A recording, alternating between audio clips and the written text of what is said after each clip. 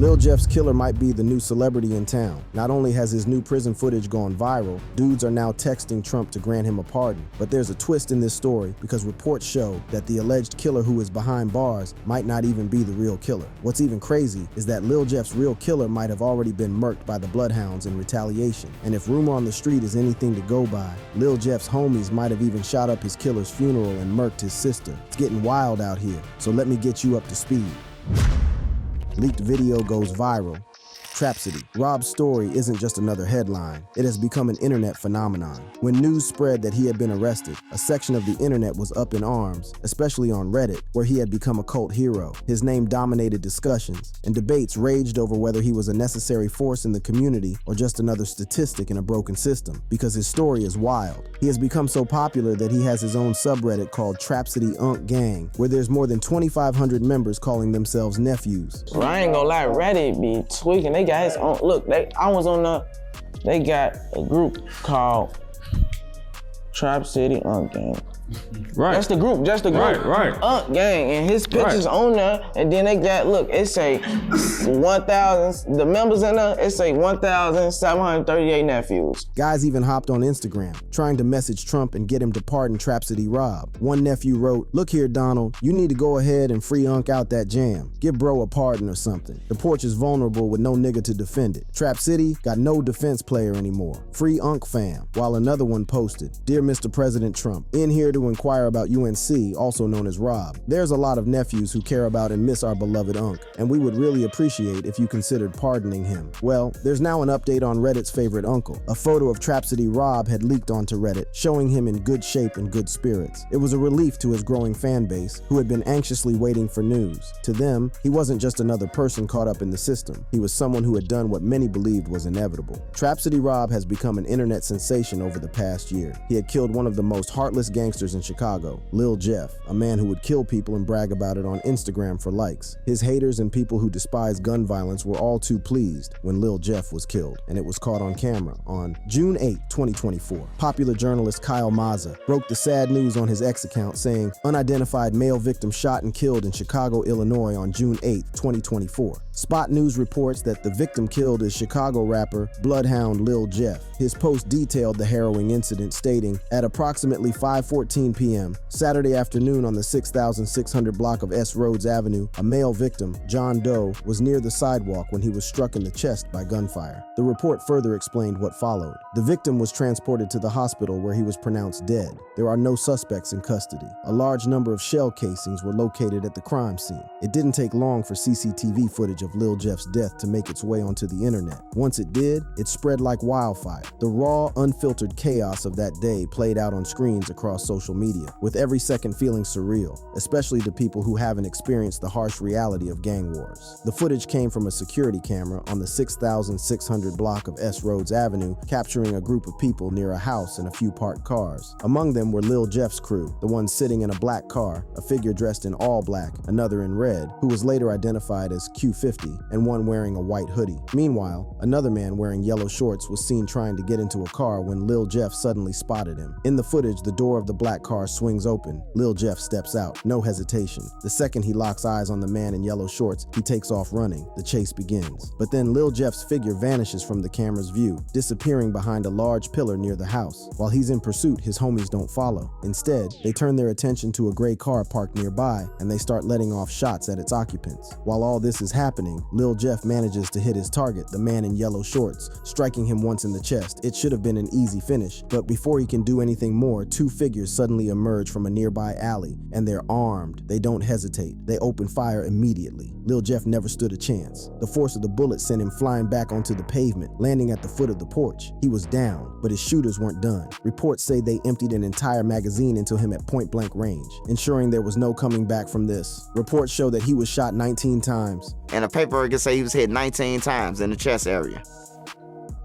He was shot 19 times. His homies, including Q50, tried to fire back, but it was already over. They knew there was no saving him. Without a second thought, they bailed, hopping back into the car and speeding off, leaving Lil Jeff bleeding out in the street. The scene was brutal, and as the video played out, it became clear how quickly everything had escalated. Scanner reports later confirmed that a shooting victim, hit 15 times, had been transported to the hospital by his own crew. CCTV footage actually captured the moment Lil Jeff's friends tried to carry him from the porch where he had been gunned down, desperately trying to save him. But despite their efforts, by the time they reached the hospital, it was too late. Lil Jeff was pronounced dead on arrival. Meanwhile, the man in yellow shorts, who had also been shot, made it to the hospital with his own people. He had taken a bullet to the chest, but unlike Lil Jeff, he survived. By the time authorities arrived, the street was littered with evidence. 58 shell casings were scattered across the pavement. The cops knew without a shadow of a doubt that the shootout had been intense, and just like that, it was over. The end of Lil Jeff, the man who had terrorized his ops and mocked their deaths on social media. And Trapsody Rob had emerged as the unlikely hero. However, what's on Reddit might be all cap because just a few months later, one of Trapsody Rob's affiliates would be credited with the hit, but not before he was also shot and killed by Lil Jeff's affiliates. Enter Trapsody Carter. On October 20th, 2024, news outlets reported that a man had tragically lost his life in Chicago. The previous night had seen shots being left off in the city's Oakland neighborhood. By the time it was all over, a man lay bleeding on the pavement, his life slipping away with every passing second. It happened around 8:41 p.m. on South Ellis Avenue, a block that, like so many others in the city, had seen its fair share of violence. Witnesses told police that two men had approached their target, guns drawn, and fired without hesitation. The 32-year-old victim never had a chance. Within moments, the shooters had jumped into a white vehicle and disappeared into the night. Paramedics arrived quickly, rushing the victim to the University of Chicago Medical Center, but the damage was done. The victims had sustained multiple gunshot wounds to the chest and had lost too much blood. Despite the best efforts of the doctors, he was pronounced dead shortly after arriving. To the world, he was just another name in a tragic headline, Chevelle Carter, as the medical examiner later confirmed. Another statistic in Chicago's ongoing struggle with gun violence. But in the streets, he was known by a different name, Trapsody Carter. But on Reddit forums, he is also known as Vel or Stalk in a Bag Carter. His ops couldn't hide their excitement over his death. They hopped on social media, where just like Lil Jeff, posted cryptic messages that hinted at Carter's murder being get back for Lil Jeff's death. They wanted everyone to know that they had just murked one of their biggest ops, and the internet couldn't help but notice. Bruh.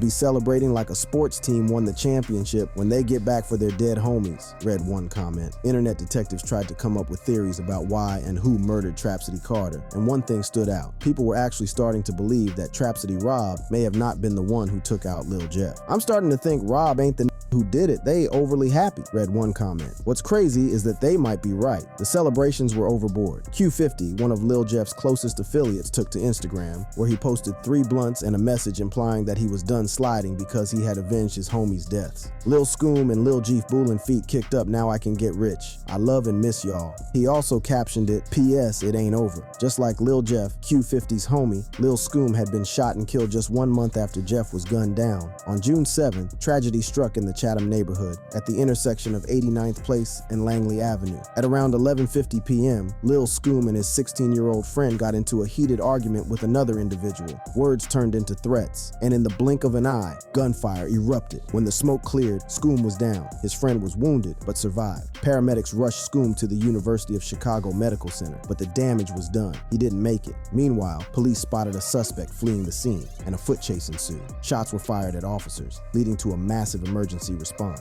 CPD, SWAT, and multiple districts were called in. But in the chaos, the gunmen managed to escape. Did Trapsody Carter have anything to do with Lil Jeff and Lil Scoom's deaths? The over-the-top celebrations from his ops paint that picture. And once you dig a little deeper, the missing puzzle pieces will start to fall into place. You'll start to notice that Carter was actually at the very heart of the gang war in Chicago. One of the clues proving his pivotal role in the violence played out just a few days after he was gunned down. Trapsody Carter and the gang war in Chicago. When news of Trapsody Carter's death was first posted on Instagram, the comments were wild, with one appearing over and over again. That's that get back for my mans, a phrase that Q50 often uses. Hey, that's that get back for my mans. That's that get back for my mans. That's that get back for my mans. But one comment went under the radar. It was a threat, but no one paid any attention to it because it was too audacious of a threat. Just wait till the funeral, the comment read. It was a clear threat. Trapsody Carter's ops were going to pull up at the funeral, but no one took the threat seriously. Or maybe no one really saw it, because on the day Trapsody Carter was laid to rest, tragedy struck. On November 2nd, what was supposed to be Trapsody Carter's sending off turned into yet another tragic incident in Chicago's gun violence epidemic. A woman was shot and killed while taking part in a funeral procession for her brother in South suburban Dixmoor. She had come to say her final goodbyes, to grieve with family, to honor the life of someone she had loved. Instead, she lost her own. At exactly 12:01 p.m., Dixmoor police were called to the scene at 147th Street and Sealy Avenue, where a white Jaguar SUV had crashed into a house. But the real tragedy wasn't the crash itself. It was what officers found inside the vehicle. Behind the wheel was a 34-year-old woman, her body slumped, suffering from multiple gunshot wounds. She had been driving in the funeral procession, making her way from St. Mark's Church in Harvey when the shots rang out. The same streets that had carried her brother's final journey had now become the site of her own. Paramedics rushed her to UChicago Medicine Ingalls Memorial Hospital in Harvey, fighting to keep her alive, but the damage was too severe. She was pronounced dead soon after arriving. Later, authorities identified her as Romisha Turner of Calumet Park, Trapsody Carter's sister. Another name added to the ever-growing list of lives stolen too soon. A sister who had just buried her brother, now gone herself, leaving behind grieving loved ones who had to endure the unbearable pain of losing not one but two family members in a matter of days. But this isn't the first time gang violence has been seen at a gangster's funeral, because back in 2018, one of Chicago's most feared shooters almost lost his life while attending a friend's funeral. It was supposed to be a final goodbye, a moment of mourning for rapper Vantrease Chris, better known as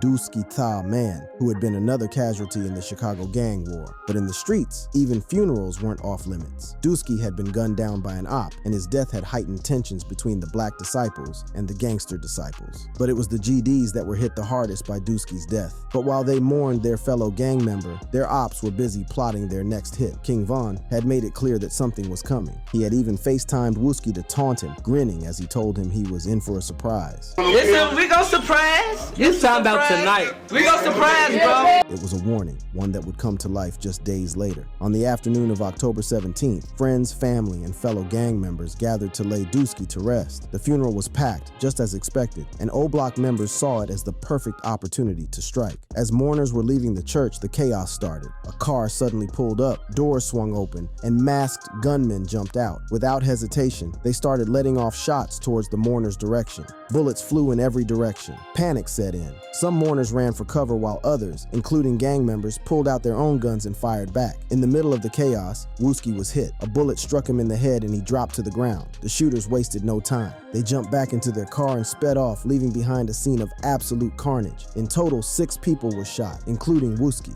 The gunfire left the funeral in ruins, with shattered glass and bloodstains marking what was supposed to be a moment of remembrance. But in a shocking twist, everyone survived. Even Wooski, despite taking a bullet to the head, managed to pull through. Footage of Wooski being attended to by paramedics on the scene quickly went viral. Sadly, the drill rapper has never been the same again after this incident. But Wooski was a gang member who had also killed people, so many figured that he had it coming, although Von often trolled him, saying that he was lying about killing people. And they be giving all the lame niggas all the bodies and like Wooski, he ain't like that. I'm gonna go ahead and put it out there like that. He ain't killed nobody. And if he did, it was a little boy from somewhere else, and he bogus for doing that. Von was obviously trolling, and Wooski was neck deep in the Chicago gang war. Well, you might think that Trapsody Carter was innocent in the war. I mean, no one outside Chicago had really heard of him. However, his connection to the gang violence in Chicago will shock you. According to this Reddit post, the beef between Trapsody and Bloodhound started when Lil Jeff stole Trapsody Carter's chain. This is accurate, as Trapsody Rob narrated how the war began and revealed that Lil Jeff used to be cool with Trapsody. They say his dad from down here, Big Jeff,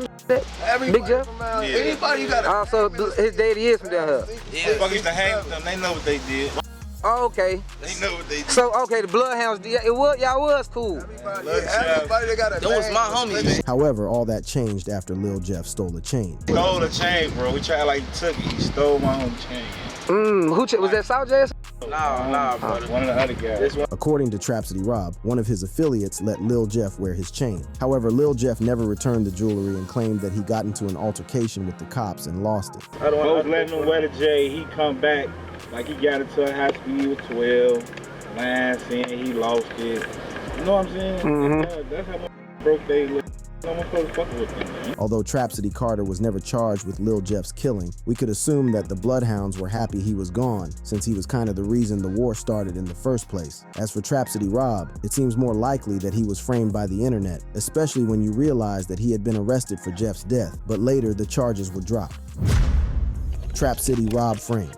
Rob was picked up by the cops. According to Trench's News, he was arrested because shooting Lil Jeff 19 times while he was already on the ground wasn't considered self-defense. Instead, it could be termed as an overkill. However, and the paperwork can say he was hit 19 times in the chest area. He was shot 19 times. And that's how I think they grabbed Rob for the murder, because it's overkill.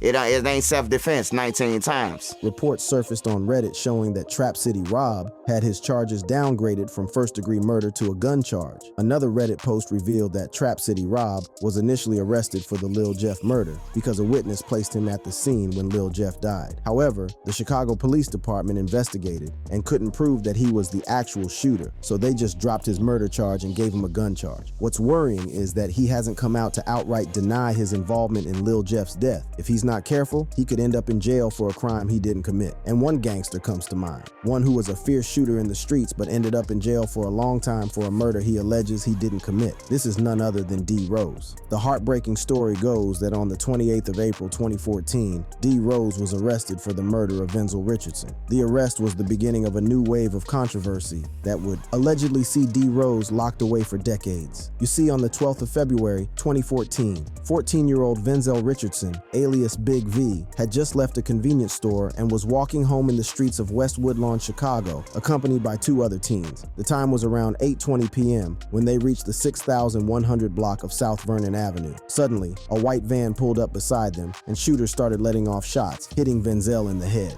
Chicago police arrived at the scene, launching an investigation into the murder. They quickly identified the shooting as possibly gang-related, given the ongoing conflicts between the gangster disciples and black disciples in the area. It turns out that the white van that had pulled up beside them was later found to belong to D. Rose, a known member of the 600 gang. This was crucial to his arrest, although word on the street is that he was mistaken for another shooter who was also in the white van, Lil Loss. A Cook County jury would convict D. Rose of first-degree murder. The prosecution presented a compelling case built on eyewitness testimonies and forensic evidence. Witnesses claimed they saw D. Rose in the white minivan used in the shooting, and ballistics matched the bullets to a gun linked to him. The white minivan, identified by multiple witnesses, became a crucial piece of evidence. A cop even testified that at 9:30 p.m. on February 11, 2014, the day before the shooting, he and his partner were on a routine patrol in an unmarked squad vehicle when they noticed a white Dodge Caravan double parked on South Honore Street near 66th Street, which is a residential area in Chicago. The van was parked in a way that obstructed the street. The cop and his partner decided to confront the passengers and found C. Dye, Rondo number 9, and D. Rose in the vehicle. The cops took down their information as well as that of the white Dodge Caravan. The officers may have had a hunch that the trio were up to no good, as the same vehicle was used in a murder the very next day.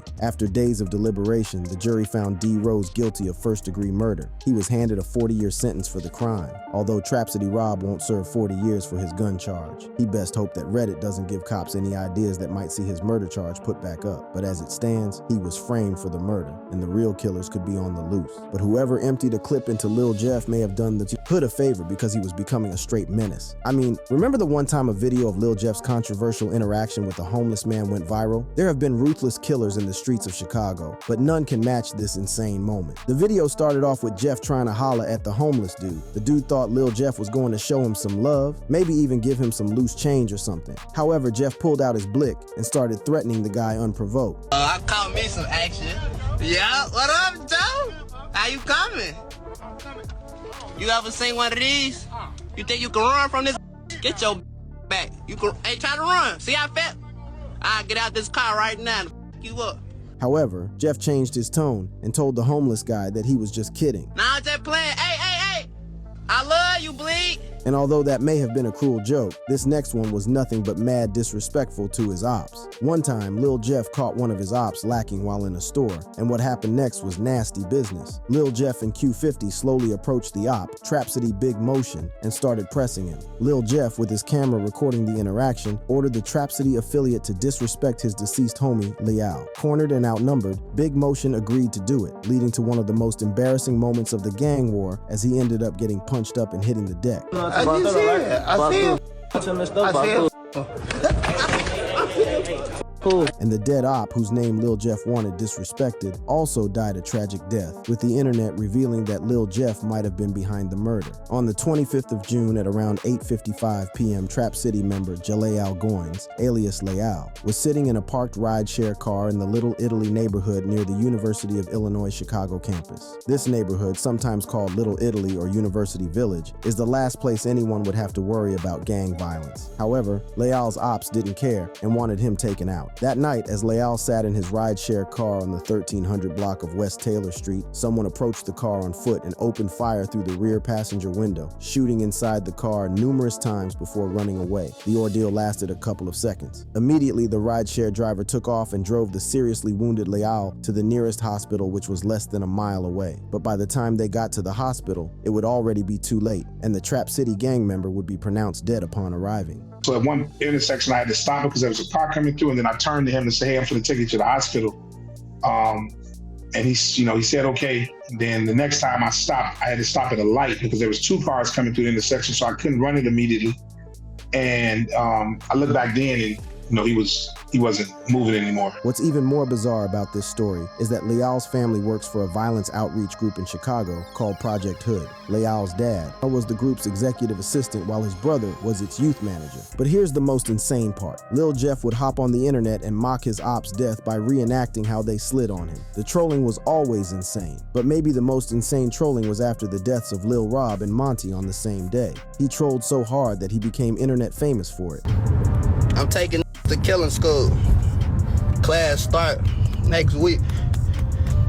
You gotta at least have two bodies though. For I ain't coming with no. If you ain't got shit, I can't work with no beginners folk. Now, Jeff wasn't actually enrolling people in some twisted killing school. He was just looking for an excuse to say the number 2. Why? Because that had become his signature troll. See, Monty and Lil Rob weren't just killed on the same day. They were taken out at the exact same spot. It all went down on Friday, January 26th, 2024. At exactly 12:30 p.m., 2 cars sped toward the Washington train station, just a short distance from Innovations High School located in downtown Chicago. The moment they stopped, masked gunmen leaped out, guns drawn, and opened fire. The targets were clear, Monty and Lil Rob, and the shooters didn't miss. They then jumped back into their cars and sped off, leaving Monty and Lil Rob bleeding out on the ground. Emergency responders rushed to the scene, but by then, it was already too late. Monty and Lil Rob were transported to Northwestern Memorial Hospital, where the teens were pronounced dead on arrival. Lil Jeff didn't mourn. However, he didn't stay silent either. Instead, he doubled down. He threw up cryptic posts like this one. The shit will start happening, and y'all know this by now.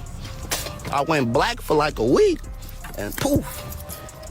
Where you at? Gotta go. After that one, poof. I came back, poof. Long live the stuff. Soon he wouldn't hesitate to throw up the number 2 on social media any chance he got. You gotta at least have a 2. I'm gonna give y'all 2 minimum. A 2, I'm gonna start at 2 minimum, cause y'all know why I'm gonna start at 2 minimum. Now I'm just doing it for a tradition. I'm gonna start at 2 minimum, man. But after his death, speculation of whether he murked the 2 teens was squashed after cops pieced together evidence in the deaths of Monty and Lil Rob using social media posts, phone records, auto theft reports, and countless hours of surveillance footage to track down the 3 shooters. And one of them was Lil Jeff. With this level of violent activity in the streets and trolling, people in Chicago seem glad Lil Jeff is gone. So whether it's Trap City Rob or Carter who stood on business, the Chicago streets are forever grateful. If you enjoyed this video, click the boxes playing on your screen to watch similar videos.